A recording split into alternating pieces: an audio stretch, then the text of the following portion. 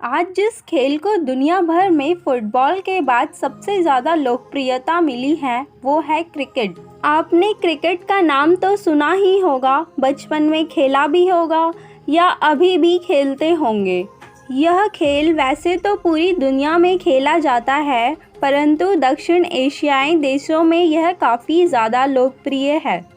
भारत में तो क्रिकेट को धर्म की तरह माना जाता है, पर क्रिकेट की शुरुआत कब, कैसे और कहां से हुई, क्या आप जानते हैं? Hello everyone, welcome to M study. तो चलिए जानते हैं क्रिकेट की कब, कैसे और कहां से शुरुआत हुई। जानने के लिए वीडियो में अंत तक बने रहें। क्रिकेट की शुरुआत। क्रिकेट का जन्म इंग्लैंड में 500 साल पहले अलग अलग नियमों के तहत खेले जा रहे गेंद और डंडे के खेलों से हुआ था। बैट अंग्रेजी का एक पुराना शब्द है जिसका अर्थ है डंडा या कुंदा।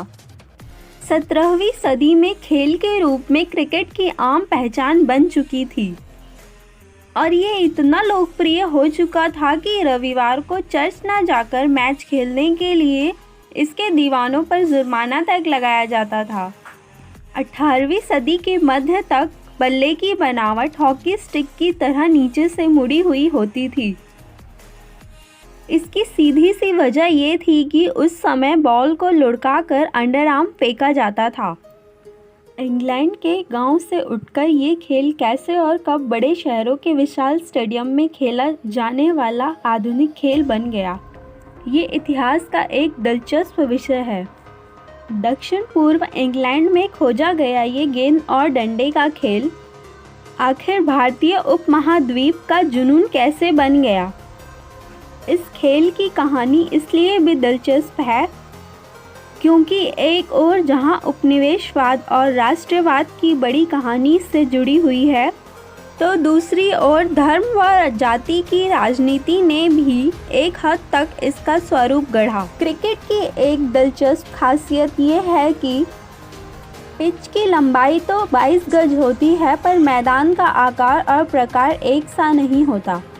हॉकी, फुटबॉल जैसे खेलों में मैदान के आयाम तय होते हैं, वहीं क्रिकेट में इनका कोई आयाम तय नहीं है। एडिलेड ओवल की तरह मैदान अंडाकार हो सकता है, तो चेन्नई के चेपॉक की तरह लगभग गोल भी।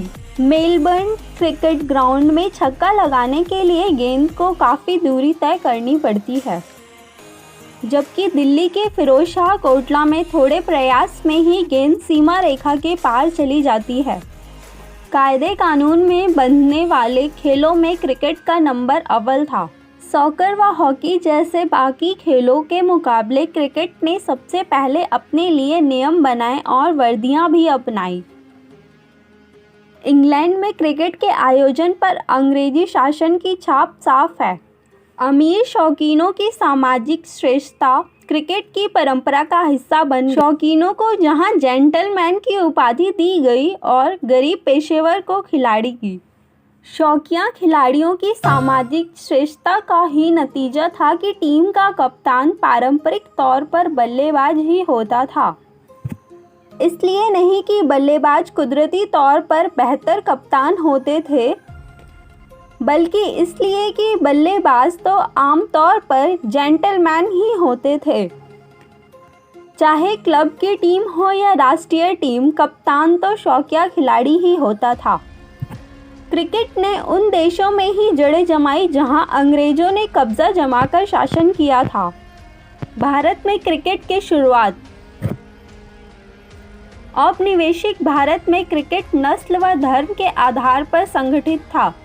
भारत में क्रिकेट का पहला सबूत हमें 1721 में मिलता है, जो अंग्रेज जहाजियों द्वारा कैम्बे में खेले गए मैच का ब्यौरा है। पहला भारतीय क्लब कलकत्ता क्लब 1792 में बना। पूरी 18वीं सदी के दौरान क्रिकेट भारत में सिर्फ अंग्रेजों द्वारा और उनके क्लबों में खेले जाने वाला खेल था। उस समय हिंदुस्तानियों को इस खेल के लायक नहीं समझा जाता था और ना ही उनसे खेलने की उम्मीद की जाती थी। भारत में क्रिकेट के शुरुआत का श्रेय बम्बई के जरतुष्टियों यानी पारसियों के छोटे से समुदाय को जाता है। व्यापार के चलते सबसे पहले अंग्रेजों के संपर्क में आए और पश्चिमीकृत होने वाले पहले भारतीय समुदाय के रूप में पारसियों ने 1848 में पहले क्रिकेट क्लब की स्थापना बम्बई में की, जिसका नाम था ओरिएंटल क्रिकेट क्लब। पारसी क्लबों के स्पॉन्सर और फाइनेंसर थे टाटा व वाडिया जैसे पारसी व्यवसायी। क्रिकेट खेलने वाले घमंडी अंग्रेजों ने उत्साही पारसियों की कोई मदद नहीं की। उल्टे गोरों के बॉम्बे जिमखाना क्लब और पारसी क्रिकेटरों के बीच पार्क के इस्तेमाल को लेकर एक झगड़ा भी हुआ। पारसियों ने शिकायत की कि बॉम्बे जिमखाना के पोलो टीम के घोड़ों द्वारा रौंदे जाने के बाद मैदान क्रिकेट खेलने लायक नहीं रह गया। जब यह साफ हो गया कि औपनिवेशिक अधिकारी अपने देशवासियों का पक्ष ले रहे हैं, तो पारसियों ने क्रिकेट खेलने के लिए अपना खुद का जिमखाना बनाया।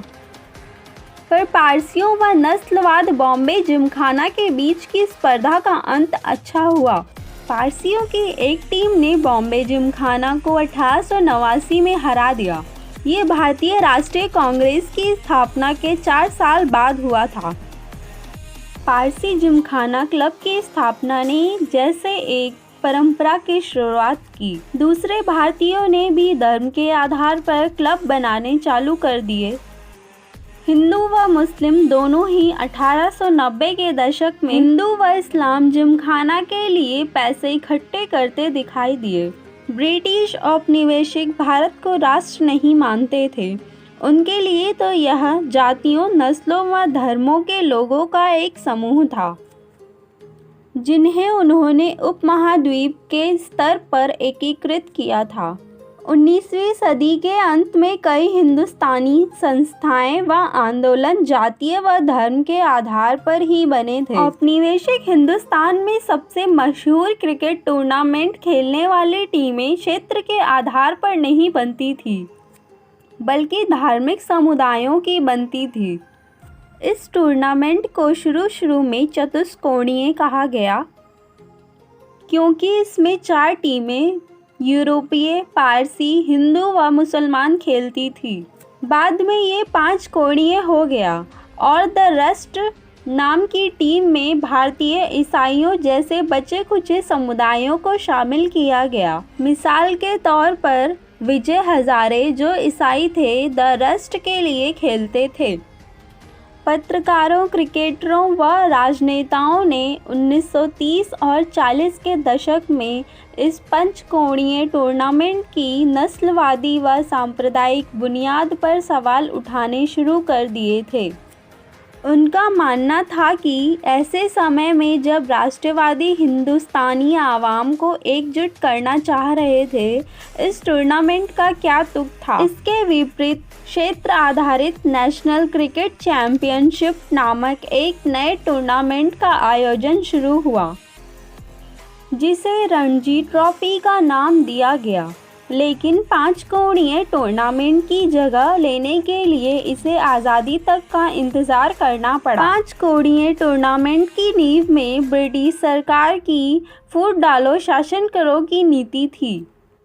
ये एक औपनिवेशिक टूर्नामेंट था जो ब्रिटिश राज के साथ ही ख़त्म हो गया। सो फ्रेंड्स, हमने इस वीडियो में जाना क्रिकेट की शुरुआत के बारे में। वीडियो कैसी लगी कमेंट करके ज़रूर बताएं।